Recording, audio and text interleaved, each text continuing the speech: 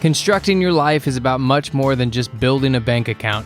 Each week, join real estate entrepreneur and mindset coach Austin Linney as he interviews guests who are constructing their dream lives and impacting the world around them on a daily basis. If you're an entrepreneur or wanting to start a business, or you just want to hear motivating stories of how others have overcome the odds, you are in the right place. And now for your host, Austin Linney. Guys, welcome back to Construct Your Life. This is Austin Linney here. You know, guys, this happens all the time. I didn't even want to record the episode because we're just having such a good time off recording. Matt, there's another podcast I want to create called Behind the Vault, where it's just like us talking. You know, you had those conversations with your mentor, and you're like, somebody should be recording this right now because this is gold. You know, dude. Yeah, I got some good nuggets already. Especially you're talking about the way that when you started, you got some coaching for someone in corporate America. It may not have been the best experience for you, and then you got some coaching from some mentors you've had recently that have really helped set you in the right direction. And I want to make that distinguishing part that when you are constructing your life, you have gotten some feedback or some guidance from two different directions, and one of them you appreciate, and one of them not as much. And you know, it really depends. It's important who you get your advice from, who we choose as a coach. So as both of us being coaches, I think that's super important. Agreed. And I think to benefit that point as well, too, you have to be confident enough in yourself in order to look at the advice or the person giving you the advice with that unattachment eye, right? Like, meaning that like I can look at something, right? Like, so I'm a weird person. Like when this comes to me, when somebody's speaking on stage, you're listening to the message. I'm listening to how people react, and I'm listening to how their mannerisms are working. Like I'm studying the person, right? Like a lot of people are listening to the message. Same thing with me in social media. You're consuming social media. I'm studying the reactions. Okay. So you are a chess strategist here. Yes. Looking at it from different angles. Well, so a lot of relationships are set up, you know, people want the immediate return. There's a lot of relationships I'm setting up for the ask or the relationship 3 years from now. Yes. I'm not in a position to need you right now, but I want to lay the groundwork. So when I do, that's just a really comfortable ask instead of like a stretch.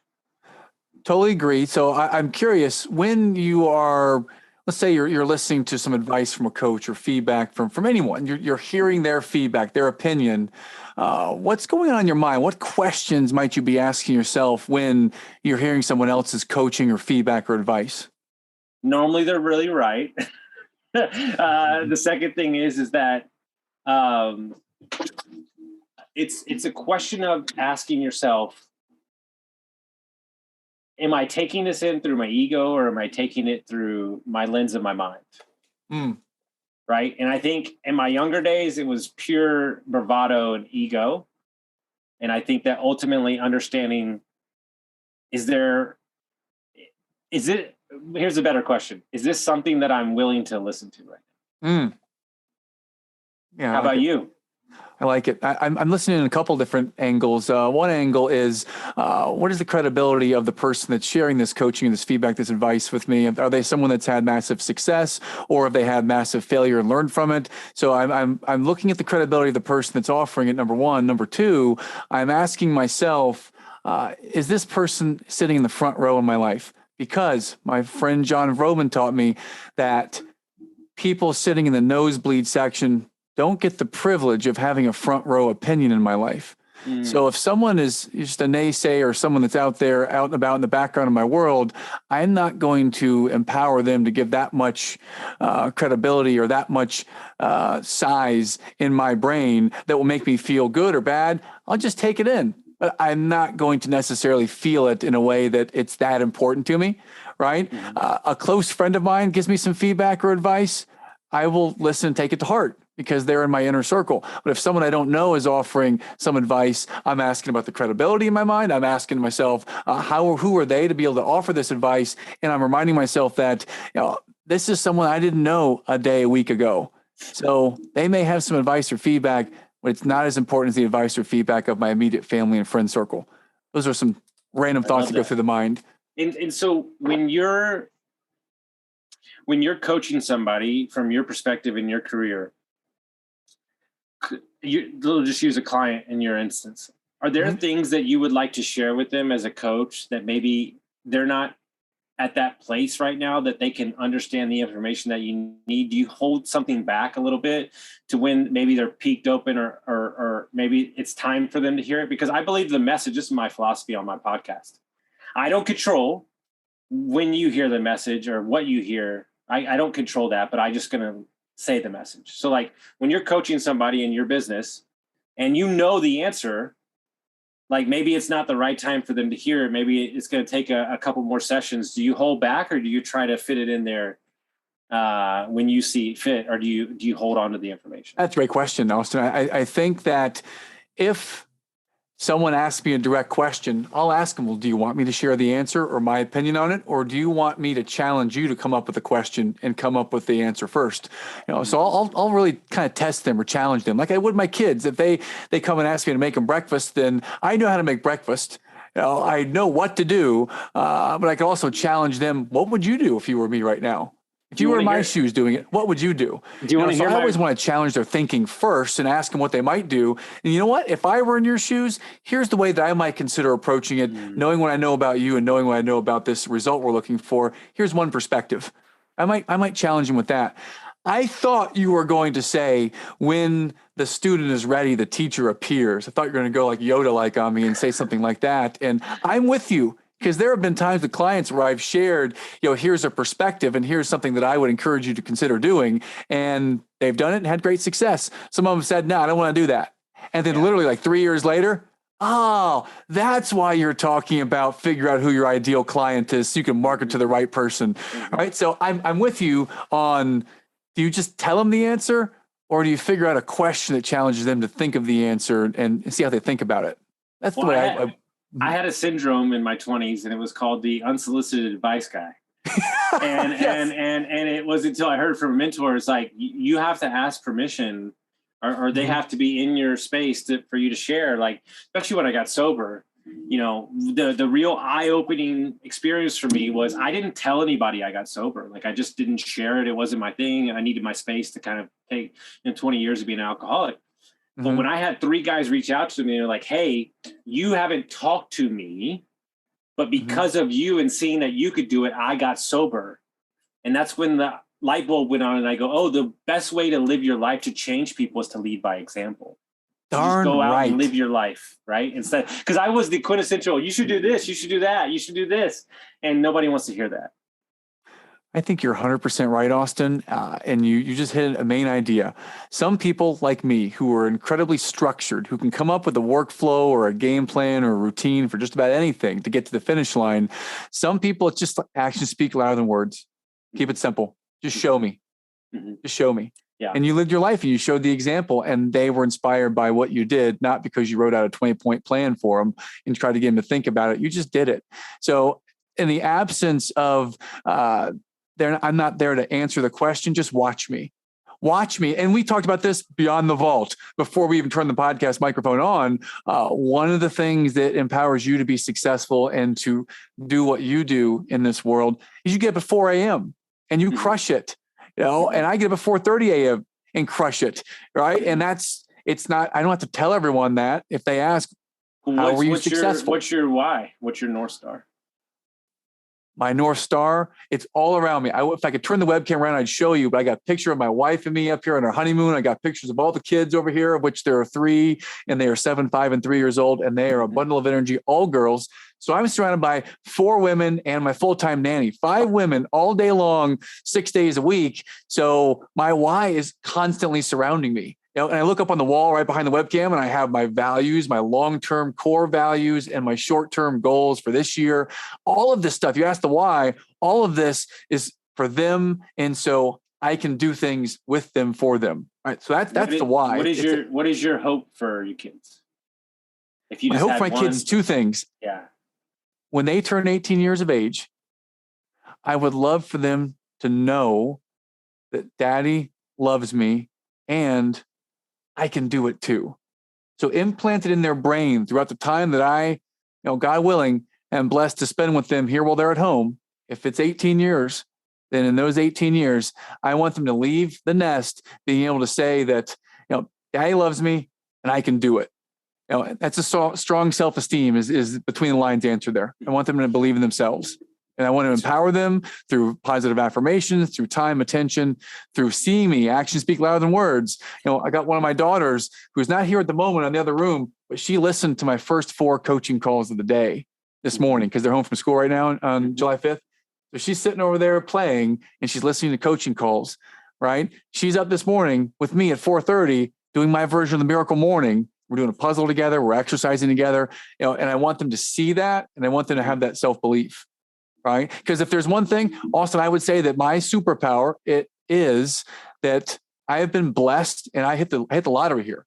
I have been blessed to have parents that instilled in me a strong self-esteem. So if I have a superpower, it's I'm oblivious to the opinions of other people. And as a result of that, I'm able to go forth and serve others, not caring what the naysayers say, and being so focused on each person I'm with that I can have a genuine, empathetic, listening conversation and be open to any feedback they have. And that is, you raised your finger. I'm going to pause. No. There's a video I've watched probably 65 times. It's called "The Advice from a High School Dropout." It's a speech this guy gave. It's the best speech I've ever heard in my life. Wow. His name is Rick. It's a commitment, like at a graduation speech, and he talks about his dad, and he goes through this whole story and blah blah blah. But he said that his entire life that I ever met my father, he's gotten up he's left the house at 4:30 in the morning every day for 30 plus 18 years. And one day his mom asked his dad, "Why do you get up every morning and walk out the door at this time?" And he goes, "I hope at one point my sons will catch me in the midst of excellence."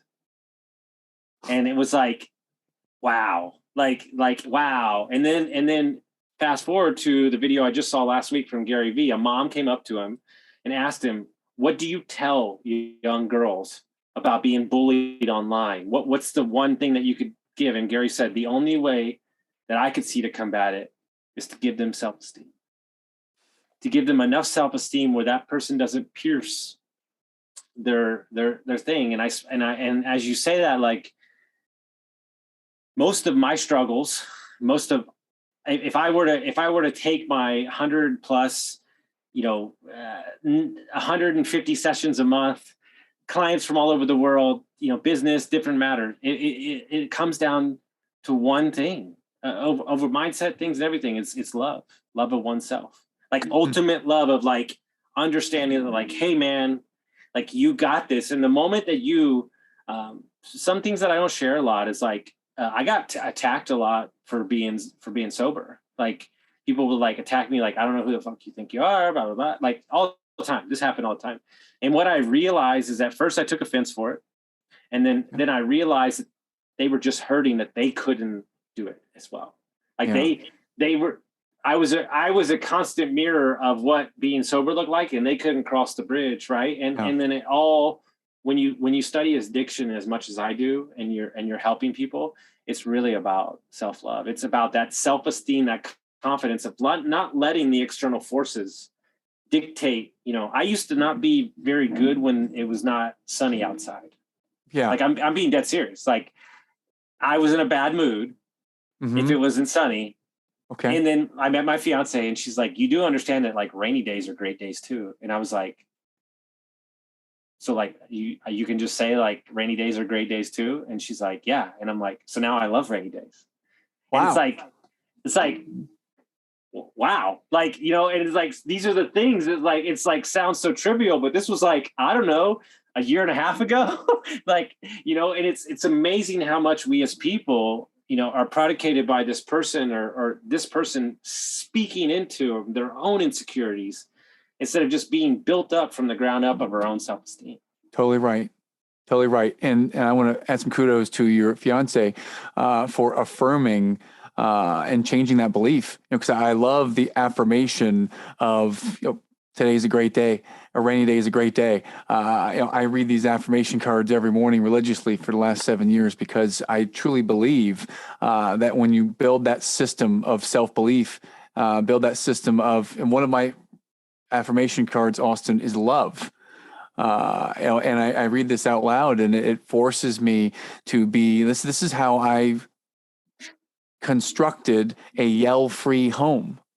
Okay. One of the things I'm not proud of and openly will share is that 5 years ago when my second daughter was born, I was a yeller, and I wouldn't say it was a shame or guilt yell. It was more of I would simply yell her name out loud, as if a small toddler or a 6-month-old is going to stop crying when daddy yells her name really loud and aggressively because I'm on a Zoom.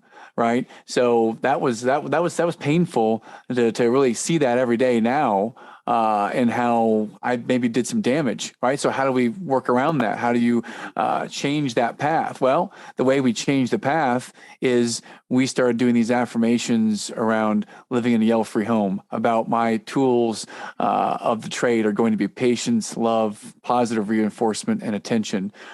We live in a yell-free home, and saying that out loud every morning for the past 7 years has really helped serve this home. And now our home is a yell-free home, right? And we changed that identity because it grew up in my family. My dad was my best friend. I loved him to death. And he passed away 17 years ago when I was 28. And I would say that one of the things that I learned from him was this great discipline, this idea of excellence, right? I also learned, temper, and part of reconstructing and taking the best of what our parents offered and removing some of the things that were the very human parts, but some of the flaws has been, it's been a great journey. I'd love to bookmark that thought and put one thought on the end of it because I love where you went. You went with love. Love is the answer, and I could not agree more. And I would add this, one of my coaches and mentors, Rich Campy, my partner at Pro Advisor Coach, he taught me this one thought, that modern psychology is based on the idea that whatever it is that we do not love will continue to stay with us and have power over us until we learn to love it. So anything we don't love, when we can learn to love it, it will then have no more power over us. And just think about that. Anything that is painful for us or is challenging for us, if we can learn to accept it, appreciate it, love it, then it's not going to have that hair trigger effect that a judgment from a parent or some snide comment from some other teenager or bully or some other comment from an employee or a prospect or whoever it might be. It won't have as much influence over us if we can learn to just appreciate it, accept it, and move on. Let it move through us and for us rather than happen to us. So anyways, pause. I'm going off the deep end here because I'm getting pretty excited. No, you're good. You're good. Because ultimately understanding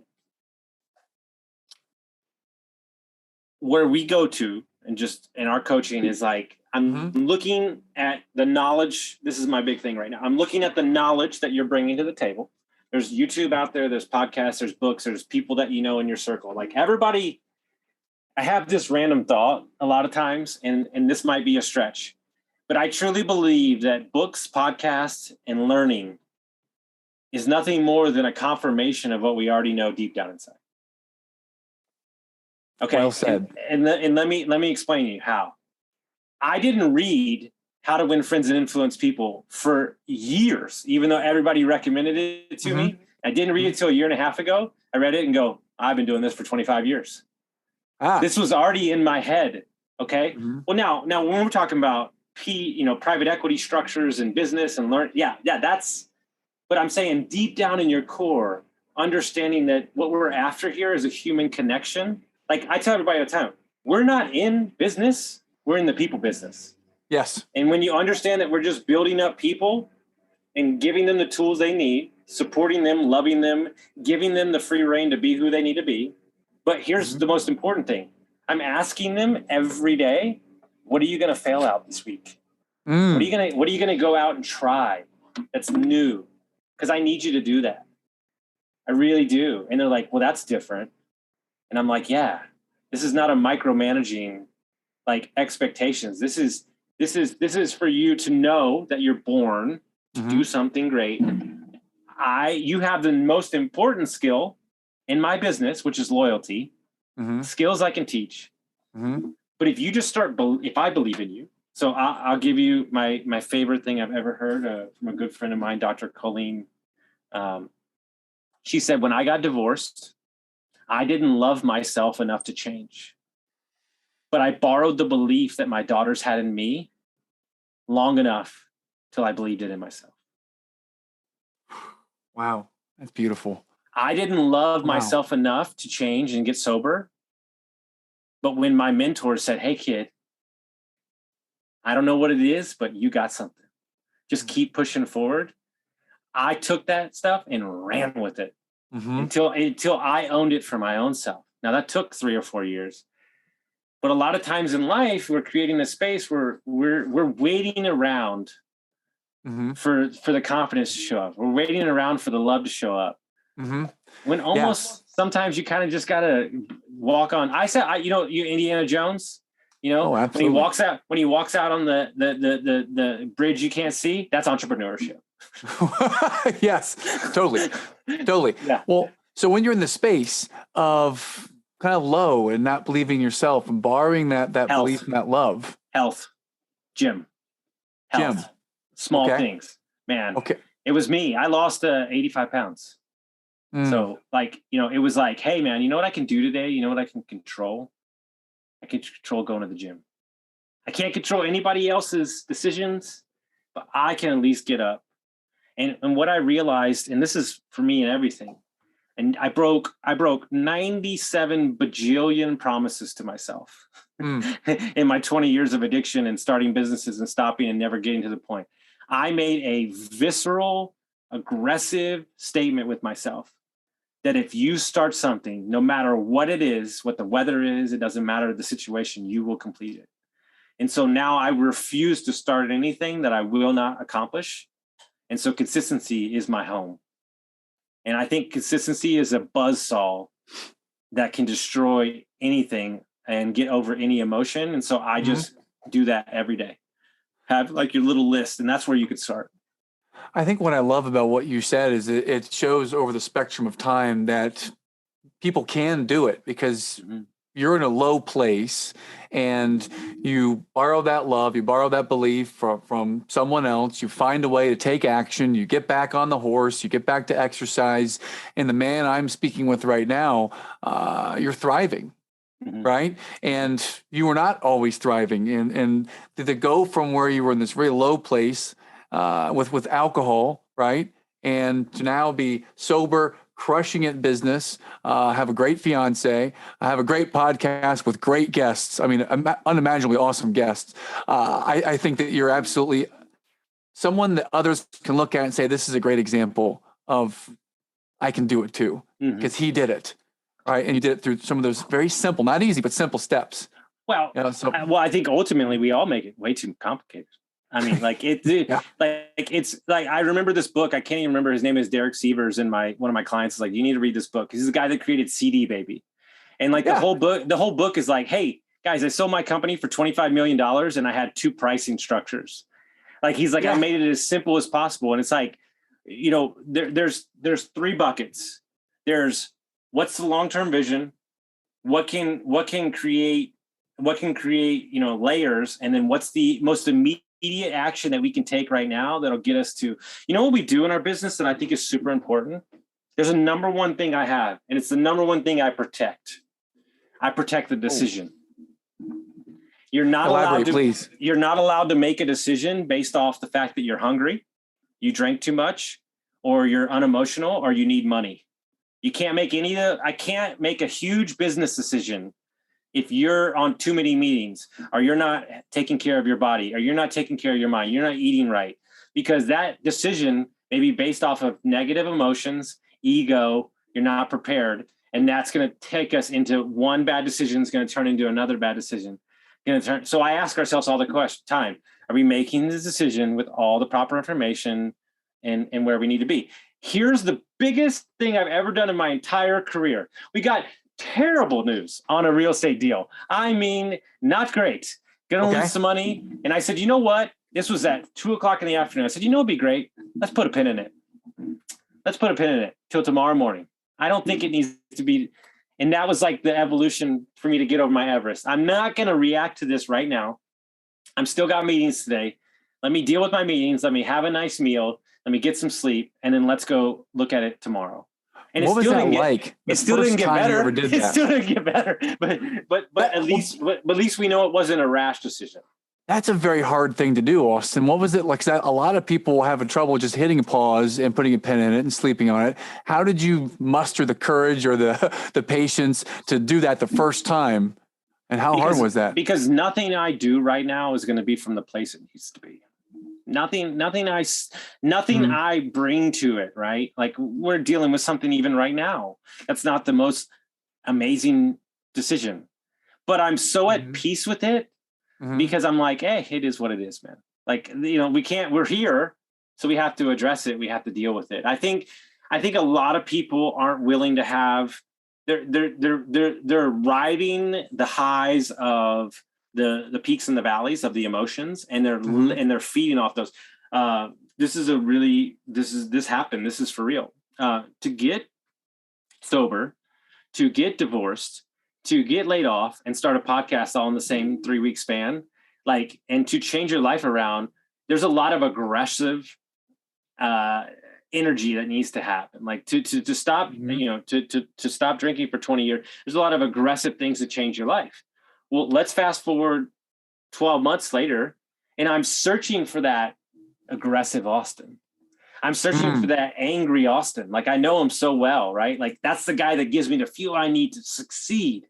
Yeah. And then I was on a podcast with somebody, like you, and it hit me. What got you here won't get you there. Uh-oh. Okay. So what you're searching for is the new version of yourself and being comfortable in that new identity. This version is calmer. This version has bigger decisions to make. There's bigger clients, there's bigger real estate, there's bigger business. So that aggressive person doesn't serve you here. CEO Austin, board of directors Austin serves you. But then it took me 3 months to get comfortable with that because you're still searching for that stuff. And so I just realized that there's just a new version of yourself. And I think a lot of people, I don't know about your clients, but I think a lot of people, they're just in a new version of themselves and they haven't allowed time to catch up yet. Because it's the identity, reshaping your identity. And because the problem that I call it is everything's moving so quickly and the personal development is so aggressive and business is moving so quick that I'm smashing through identities. I don't even get long enough to hang around with that identity. We're on to the next one, the next one, the next one, next one. And so I just tell myself, people ask me all the time, like, who's the mentor? Who is your person that you look up to? I go, myself 10 years from now. Ah, nice. Now yourself 10 years from now, is there a core value that you're looking to, like optimism, gratitude, vision, whatever it might be? Is there a core value? Impact over everything. Impact over everything. So how are you systematizing this high level of empathy and this constant work on yourself to go and live more towards that impact over everything? Ultimately spent a lot of time learning leadership and communication. Okay. My favorite quote in the entire world is George Bernard Shaw. The single greatest problem with communication is the illusion that it's taken place. I talked to a really high level business consultant recently, and he owns a bunch of companies. And he said that he basically could tell you in his 20 years of being in business, there's only one problem that exists: improper communication. Maybe it's based out of an emotion state. Maybe it's based, I believe that there's no business problems that exist. I believe there's only personal problems wrapped up in business. Oh, I like that. I've heard that too. Yeah, I like that one a lot. Well, so if that's the challenge, if communication is a challenge, and if communication is a challenge and impact over everything is the core value or the vision, then how might someone go about learning higher level communication and knowing when you're having that impact over everything? How do you go about kind of judging yourself or measuring that? I think the first thing that you do is you get real on what it is that you need. I think ultimately understanding, cleaning off and up of the windshield to create a space where, you can understand what it is that you need in this world. Absolutely. And I think a lot of times in life, and I don't know about your clients, but I think a lot of times in life, I think we have a lot of goals thrown in there that probably shouldn't be in there. Probably. I always create a space where my goal, whatever it is, my North Star can never be complete. Like my number one why is create jobs, safe work environment. Okay. And so I can never till the day I die, because I've worked for too many bad bosses. I don't know about you. So like how many amazing people are out there that if they had the right work environment and they were supported with the right help, would they be? Because I realize we have a 50-year business plan. And every time I break down the core thing in it, it's one thing: education and support. Teaching them to be better. Every time you break down a business at its core, it's education. What are we doing with wealth creation? We're educating them on how it works. Mm-hmm. What are we doing them with Airbnb training? Education on how to do an Airbnb. It's all education. And yet the problem exists is that we have warped education to thinking that you have to have the answer for everything. Mm-hmm. We can't, in a conversation, you and I can't sit here and go, you know what? Let me think on that for a minute. I'm going to come back to you with an answer later. No, that's not what we do. It's what do I know right now? What do I have memorized? It's like, no, like, hey, maybe I'm not in a place to answer that right now.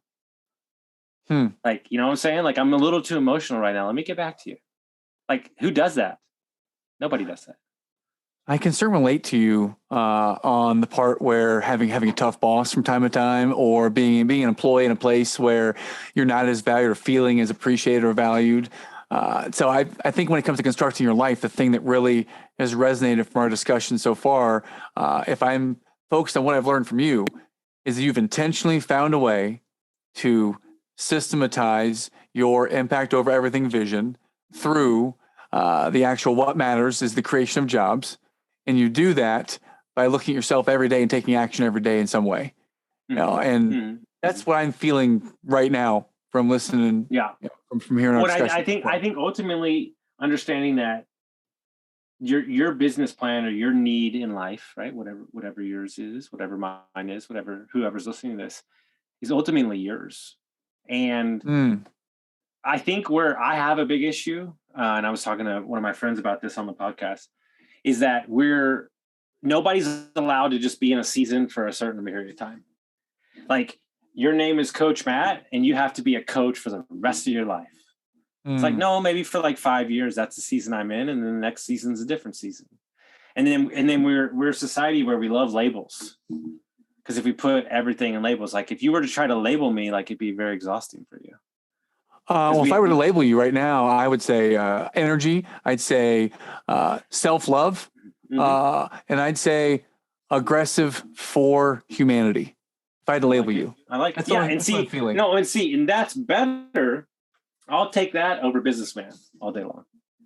Because what we found is if you're, and I don't know about you and your clients, but what we found is that if the core values, right, and the mindset and what we're after, like let's say rules or of life or whatever you want to call it, then the business that we're in is almost absolute. It doesn't matter. It literally, you want me to open a dance studio? It would be amazing. Like, that's why we're in barbecue catering wedding venue. That's why we're in crypto. That's why we're in health insurance. That's why we're in marketing. That's why we're in sales. That's why we're in real estate funds. It's binary. Like, the business doesn't exist. The values never leave. I'm going to completely agree with you on this one, Austin. I think that a lot of business coaches out there might say that the business really matters. I don't think the business matters at all. I think it's how we communicate. It's how we help them get to their core values and live those, and what that looks like when it's brought to life.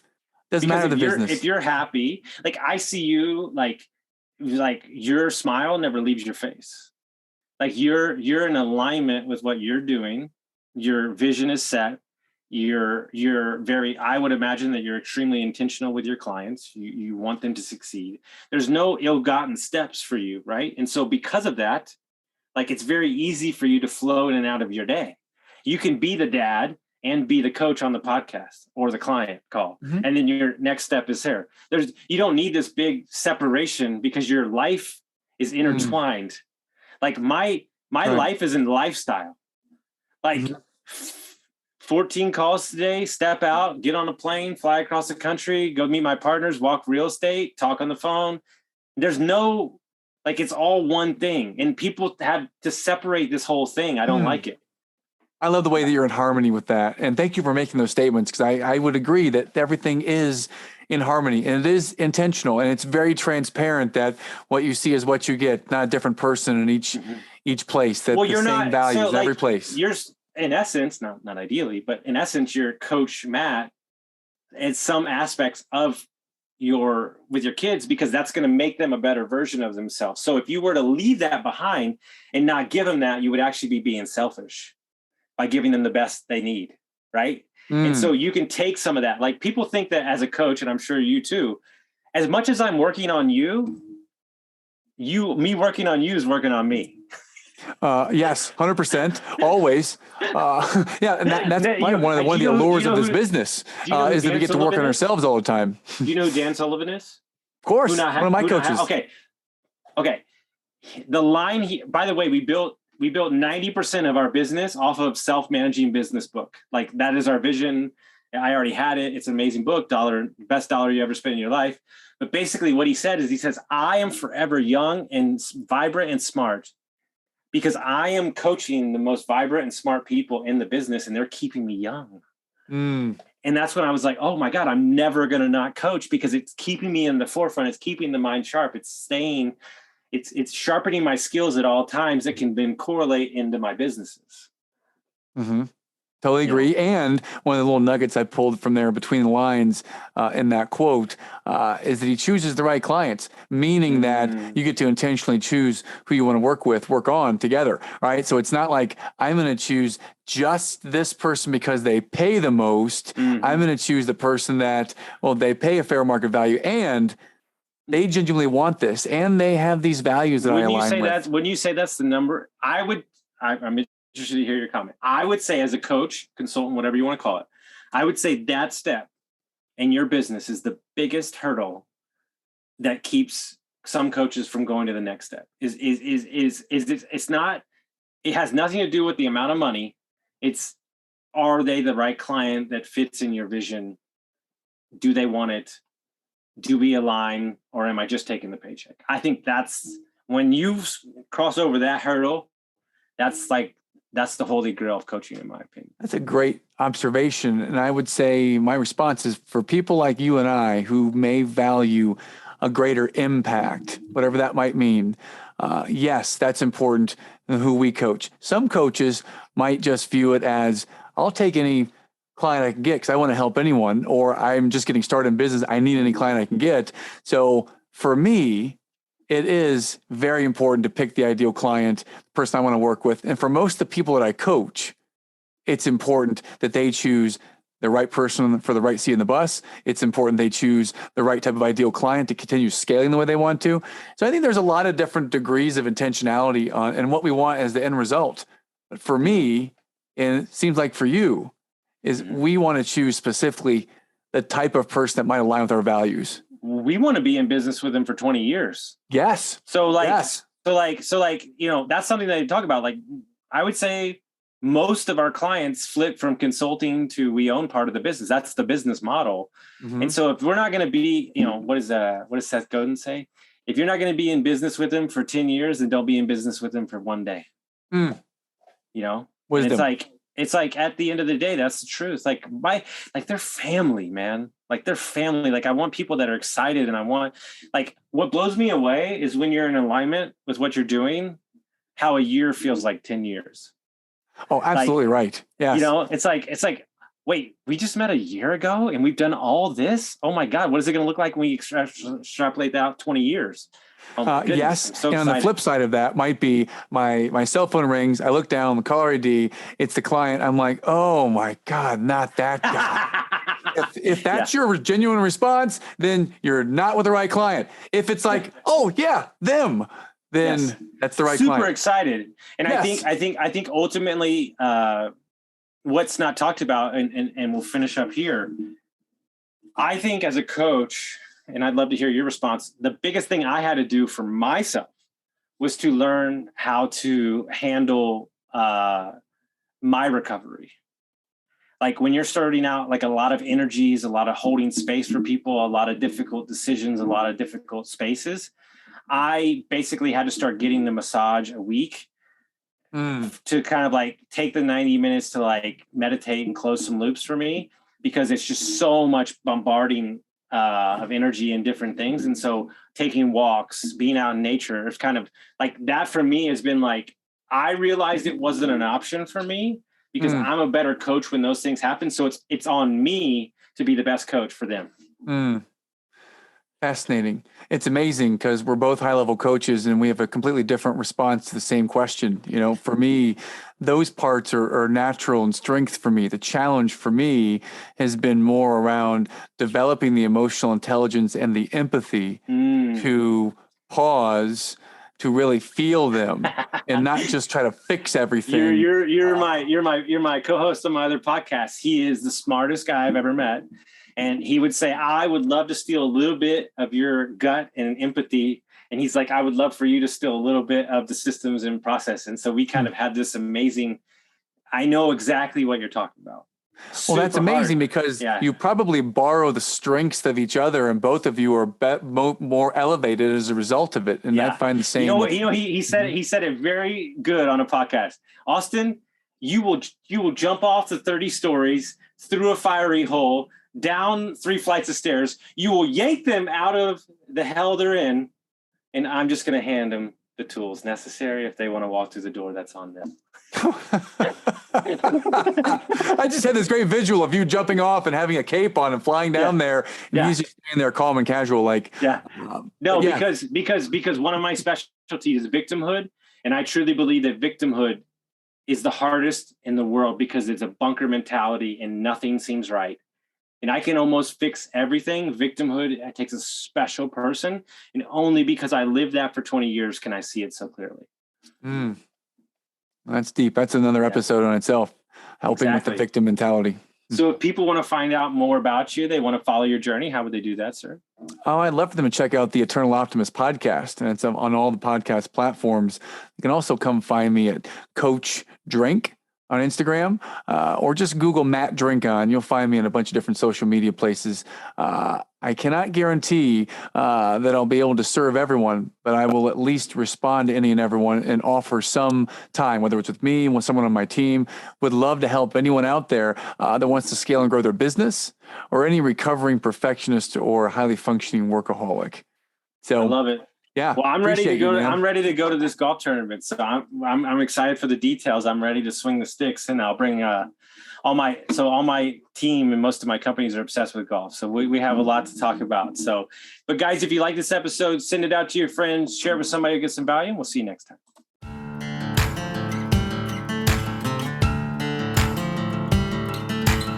Thank you for listening to Construct Your Life with Austin Linney. If you enjoyed this episode, be sure to rate, review, subscribe, and pay it forward by sharing with a friend. Most importantly, take this opportunity to start constructing your life by taking immediate action on what you learned. For show notes, resources, and more information on one-on-one coaching with Austin, visit constructyourlifepodcast.com.